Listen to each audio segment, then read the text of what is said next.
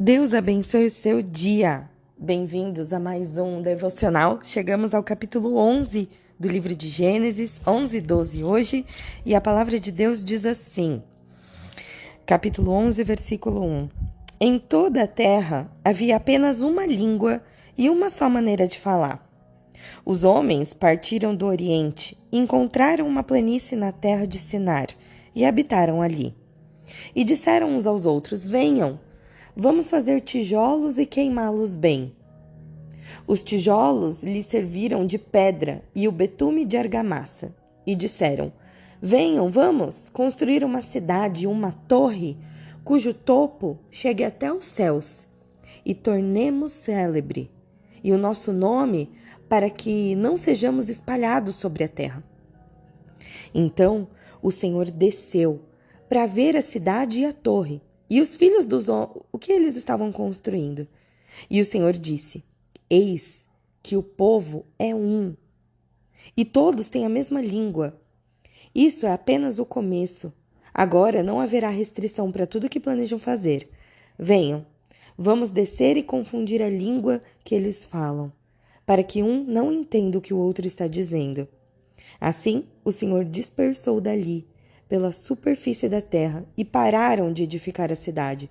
Por isso a cidade foi chamada de Babel, porque ali o Senhor confundiu a língua de toda a terra e dali o Senhor os dispersou por toda a superfície da terra. O capítulo 11 segue falando sobre a geração, os descendentes de Sem, mas eu quero comentar sobre a Torre de Babel. Aquelas pessoas tiveram o coração corrompido, com a vontade de construir uma torre, chegar no céu e se tornarem célebres, se tornarem destaque, talvez até querendo tomar o lugar de Deus, não é mesmo? Mas Deus, vendo o coração daquelas pessoas, confundiu a língua delas. Então, eles tiveram que se dividir. Eles tiveram que cessar os planos que eles estavam tendo. Babel significa confusão. E o povo tinha dado as costas para Deus e feito toda aquela confusão. Sabe? A diversidade das línguas ali, né? A consequência de ter todas as pessoas falando línguas diferentes foi a consequência do pecado. Mas a separação entre o homem e Deus, esse é o pior de todos, não é mesmo? Todos ali não conseguiram mais se compreender, eles não conseguiam mais entender o que o outro falava. Vocês conseguem imaginar um monte de gente falando ao mesmo tempo e eles tinham que procurar alguma voz que eles conseguiam reconhecer? Alguma voz que falasse o próprio idioma deles, mas no meio de uma multidão falando ao mesmo tempo. E no meio dessa multidão, Abraão reconhecia a voz daquele que o criou. Ele tinha uma audição particular com Deus, sabe? Quando a gente deposita a nossa confiança nas vozes dessa terra, o resultado é sempre esse: confusão, decepção. Mas quando a gente coloca a vontade de Deus em cima dessas ideias humanas, a gente põe fim a toda frustração. Que a gente nunca dê atenção às vozes da terra, sabe? Essa cobiça, essa ambição, mais do que os apelos do Espírito Santo para nós.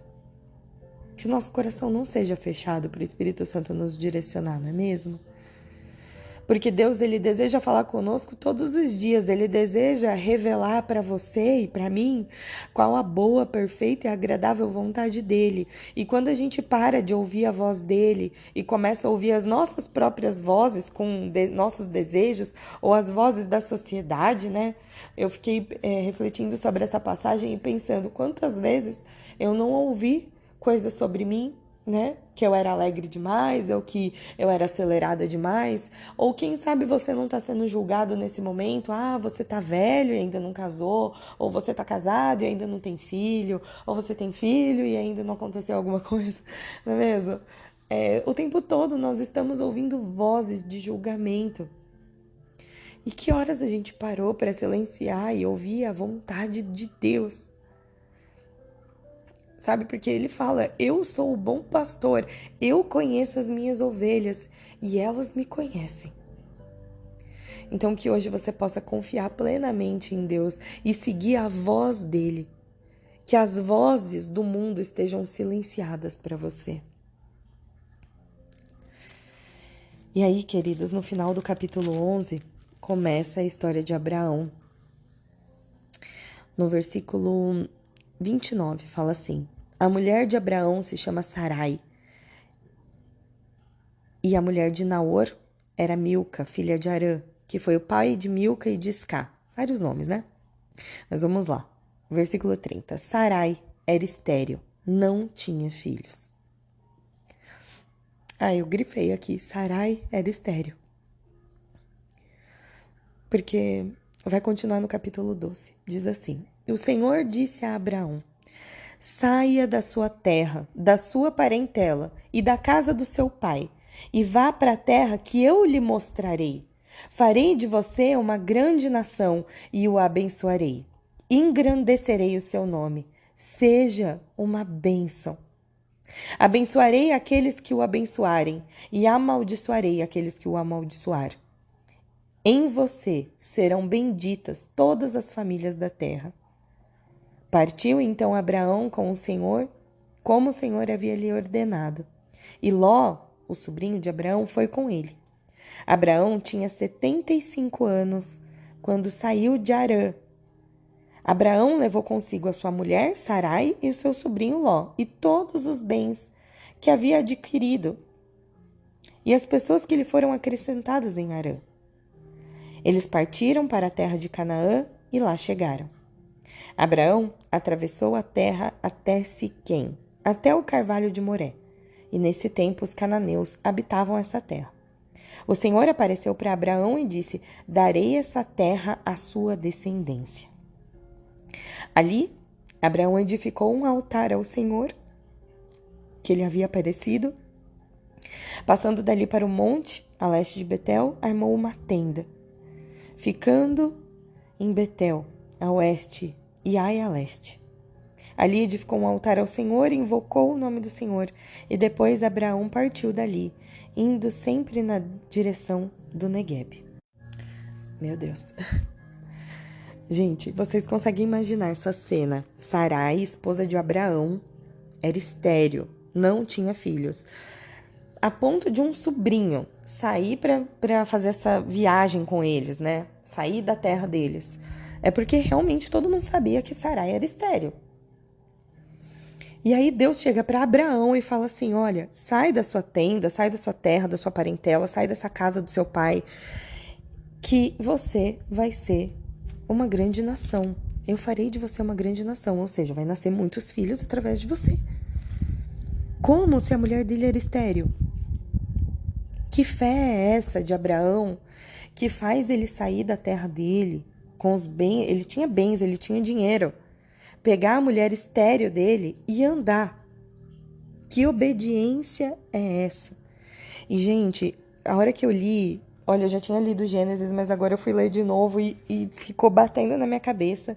Abraão atravessando essa terra e até Siquém. Aí eu fui pesquisar qual que é a distância que ele andou, né? Falei, será que é curta? Será que ele caminhando, pensando, conversando com Deus? Será que é assim uma caminhada de alguns quilômetros, uns 5 quilômetros, sabe? Fiquei pensando, ele saiu da terra, mas ele tá ali, perto da família dele.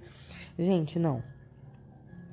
Ele andou sem destino, porque Deus falou assim pra ele: eu vou te mostrar a terra.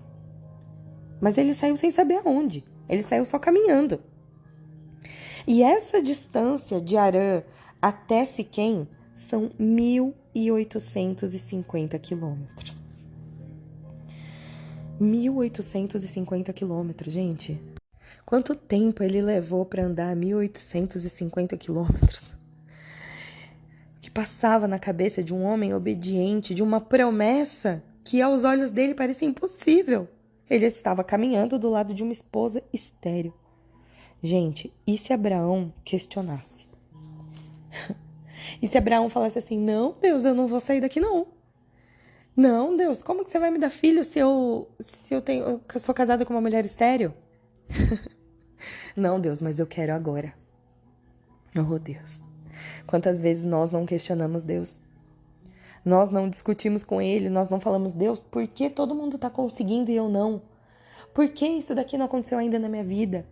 Por quê? Por quê? Por quê? Abraão não questionou, gente. Ele andou, perseverou e esperou. Sabe, Deus tem muito mais do que a gente pede. Só que a gente precisa confiar mais daquilo que a gente não vê. Que é da parte de Deus, mas a gente não vê.